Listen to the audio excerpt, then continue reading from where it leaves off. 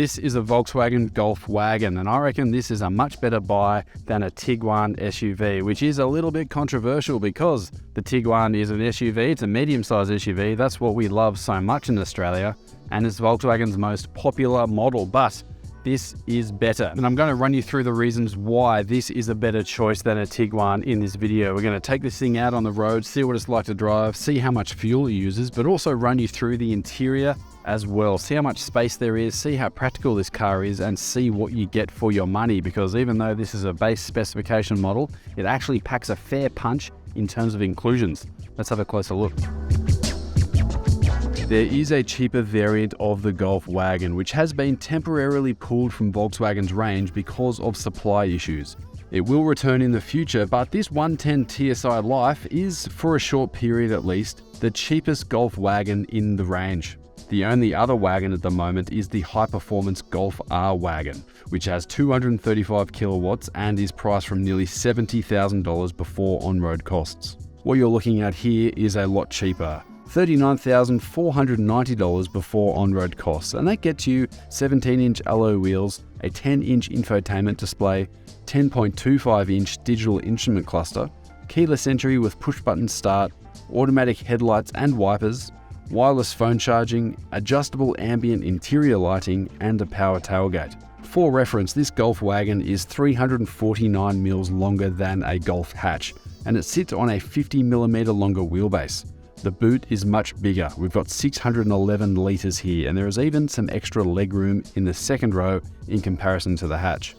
Under the bonnet of the Golf Wagon is a 1.4-litre turbocharged petrol engine, which makes 110 kilowatts and 250 Newton meters, and that runs through an 8-speed torque converter automatic gearbox. Yes, that's right, no more dual clutch auto for the non-performance Golf models.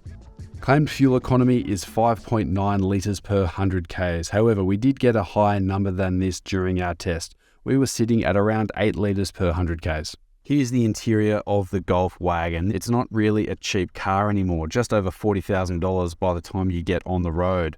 I think very importantly for this car though, it doesn't feel like a cheap car either. It actually feels fairly upmarket for quite a lot of reasons. We've got a fair amount of spec going on here. So you've got twin USB-C power outlets, a wireless phone charger there. There's a decent infotainment display that's got a lot of features going on. There's wireless Apple CarPlay, wireless Android Auto, digital radio, navigation, all that sort of thing. My phone does get hot though when using that wireless connectivity, so it does shut down after about an hour. I prefer to plug mine in. Decent storage here. You've got a spot here for things like keys, maybe a wallet or some change. Good cup holders here. Bit of a trick function there for different sizes, which is nice. And the center console is a little bit on the small side, but decent enough, I think. You've got a nice little carpeted floor in there. You've also got flocking in these door cards. They're surprisingly big. You can fit a lot of stuff in there. But I like that Volkswagen has added that little bit of extra finish in there. It just brings the feel of this car up slightly, especially in comparison to some other base spec models. Now this infotainment display, it does work pretty well, but one gripe I do have is with this little bit below. You've effectively got some climate control buttons there. There's also a volume bar in the middle though. It does work pretty well in the daytime. It's not illuminated at all. So when it's dark, you do kind of fumble around and you press the wrong buttons and that sort of thing a little bit. Small gripe, but it does get a little bit annoying, and it's a shame because this thing's great to drive. The headlights are fantastic as well, so it's a nice car to drive at night, except for that little detail. Digital cluster in front, that's really good. You've got a lot of functionality there. You've got good controls through the steering wheels as well, and these seats, they're manual, they're just a basic cloth, but hey, they're plenty comfortable. Here's the second row of the Golf Wagon, and I really think this works well as a family car overall, mostly because there is a good amount of space on offer. This is about comparable to a medium-sized SUV.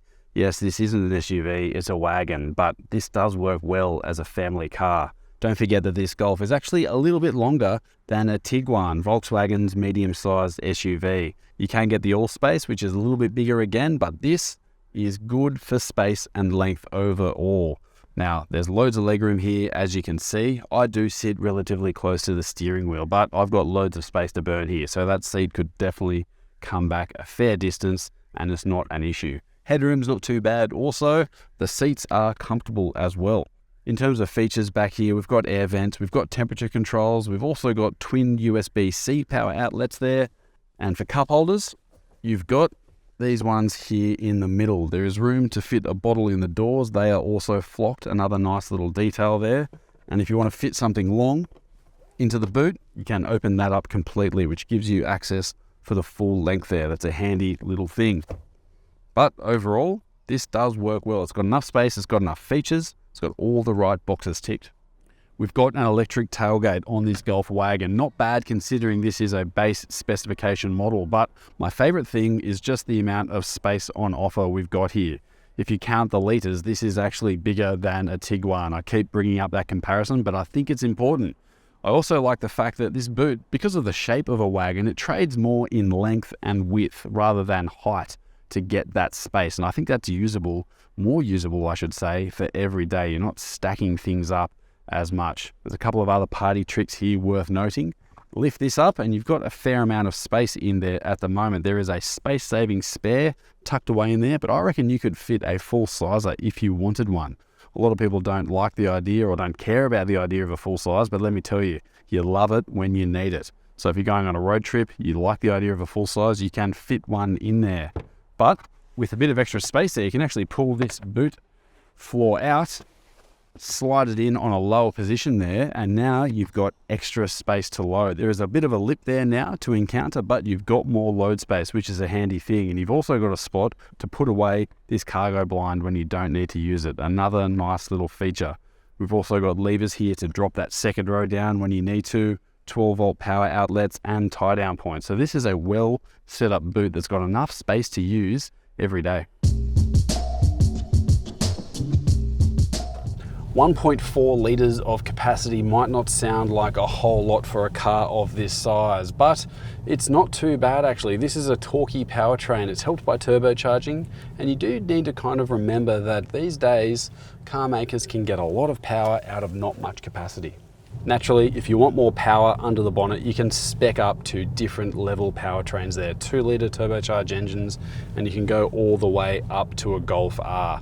But I think this is pretty good for everyday usage. And if you think this video is all right, let me know in the comments. And of course, if you've got any questions, let me know. I'll do my best to get back to you. Give us a like while you're there, and make sure you subscribe to Drive on YouTube to see more video reviews just like this one. It's responsive and it gets off the line pretty well, and it's got enough power and acceleration for general town driving. It's only when you get on the highway, say you're going up a big steep highway hill doing 80 k's an hour and you need to rapidly accelerate, maybe you've got a bootload of luggage and a couple of people in the back, you'll feel this engine starting to work a little bit hard at that stage. But for town driving, zipping around the place, this feels plenty good enough. Another element there to consider is the gearbox. This is an 8-speed torque converter gearbox, which is new for this generation Golf.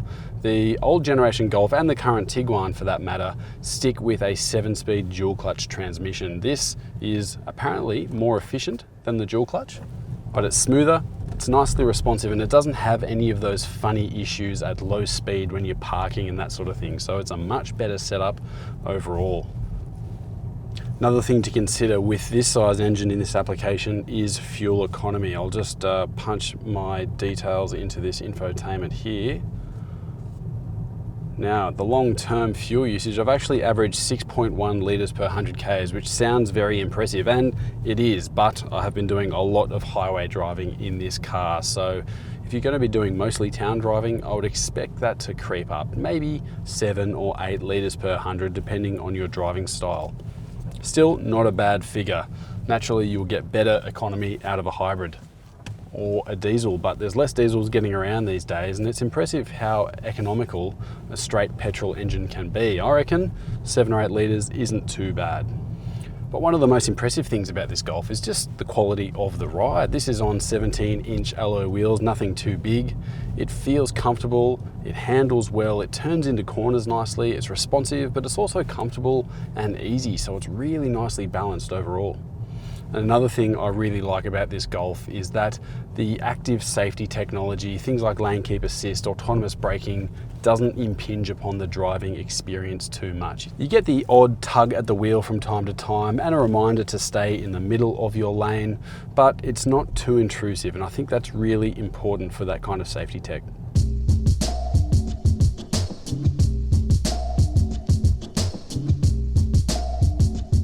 So I've put over 1,000 kilometers on this Golf since I picked it up about a week ago, and I've got to say in that time it's really not put a foot wrong. It's been quite an impressive car actually. In terms of the value for money, it's yes, over $40,000. It's not a small sum of money for anyone by any stretch, but it feels like it's worth it because it's quality. It's a nice car to drive, it's nice to sit in, it feels cohesive, it rides well, it's got a lot of things going for it.